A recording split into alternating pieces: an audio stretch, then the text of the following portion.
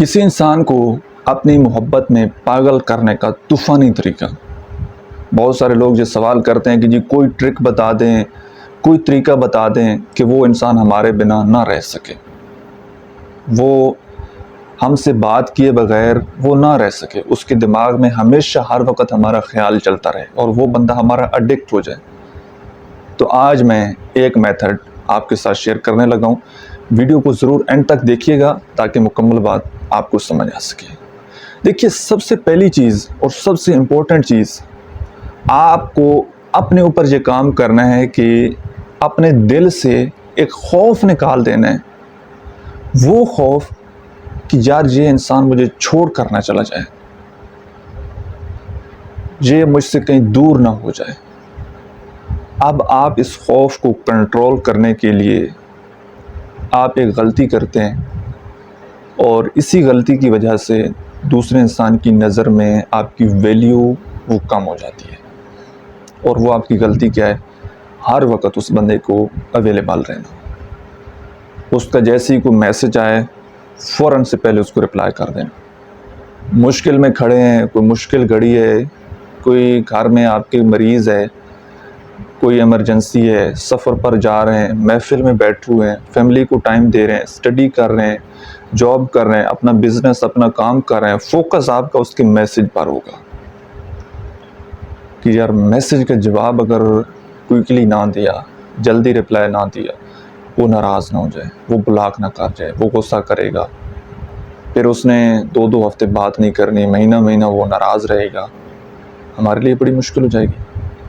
और कई लोगों को ये फिर नफ्सियाती बीमारी लग जाती है। वो बार बार अपना मोबाइल फ़ोन चेक करते हैं, बार बार चेक करते हैं कि कोई मैसेज तो नहीं आया, कोई नोटिफिकेशन तो नहीं आया, कोई मिस कॉल तो नहीं आई। ये सारा क्या है? सारा एक खौफ है। और खौफ ख़त्म तब होगा जब आप खौफ का सामना करेंगे।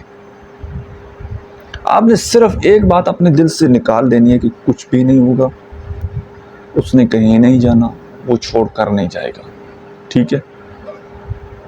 और अब जब आपकी उस बंदे के साथ बातचीत हो, मुलाकात हो, तो उसको आपने कंपनी बड़ी अच्छी देनी है।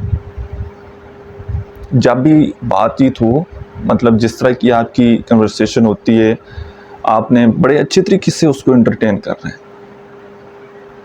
और फिर खुद से पहल नहीं करनी आपने। मुलाकात होती है या फ़ोन पर बातचीत होती है, आपका जो है वो लॉन्ग डिस्टेंस रिलेशनशिप है, इस हवाले से वीडियो कॉल होती है, ऑडियो कॉल होती है, बातचीत जब हो बड़ी अच्छी कंपनी देनी है। उसके बाद खुद से रब्ता नहीं करना उस बंदे के साथ आपने, ठीक है।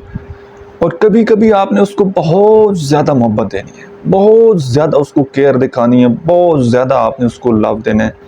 और कभी कभी उसको उसके साथ ना बड़ा नॉर्मल बिहेव करना है। मैं रूड बिहेव की बात नहीं कर रहा, नॉर्मल बिहेव की बात कर रहा हूँ कि कभी कभी आपके इमोशन की पीक यहाँ पर होनी चाहिए, इतने इमोशन आपने उसको दिखाना है। और कभी कभी नॉर्मली बातचीत करनी है, इमोशन उसमें ऐड नहीं करने। इससे होगा क्या? दूसरा इंसान वो सोचेगा कि यार वाकई ये मेरे साथ मोहब्बत करता है या मोहब्बत करती है। वो आपके बारे में सोचेगा। अब उसकी एक आदत बन गई है, उसका एक पैटर्न थॉट का बन गया है कि मैंने जब बातचीत करनी है मुझे बड़ी केयर मिलनी है, बड़ा लव मिलना है, बड़ी अटेंशन मिलनी है। जैसे उसका ये पैटर्न टूटता है ना, वो बंदा सोचने पर मजबूर होता है, फिर वो आपके पीछे पागल होता है, फिर उसके दिल में आपको खोने का खौफ पैदा होता है। बात समझ आ रही है? और ये कभी कभार आपने करना है। साइकोलॉजी की लैंग्वेज में इसको बोलते हैं लव बॉम्बिंग। आपने लव बॉम्बिंग करनी है। और एक बात लास्ट पर मैं आपको कहता चलूं, अगर तो मेरी जान आपका रिलेशनशिप अच्छा चल रहा है ना, वो बंदा टाइम भी दे रहा है, इज्जत भी दे रहा है, मोहब्बत भी दे रहा है, सब कुछ ओके, फिर आपने लव बॉम्बिंग नहीं करनी। जानबूझकर अगर लव बॉम्बिंग करेंगे ना, एक हेल्दी रिलेशनशिप में अगर इन चीज़ों को अप्लाई करेंगे तो रिलेशनशिप ख़राब होगा। नहीं आ रही बात समझ? आप उसको इग्नोर करेंगे, हो सकता है वो आपको डबल इग्नोर करने लग जाए। ये चीज़ें तब आपने अप्लाई करनी है जब आपको ये महसूस हो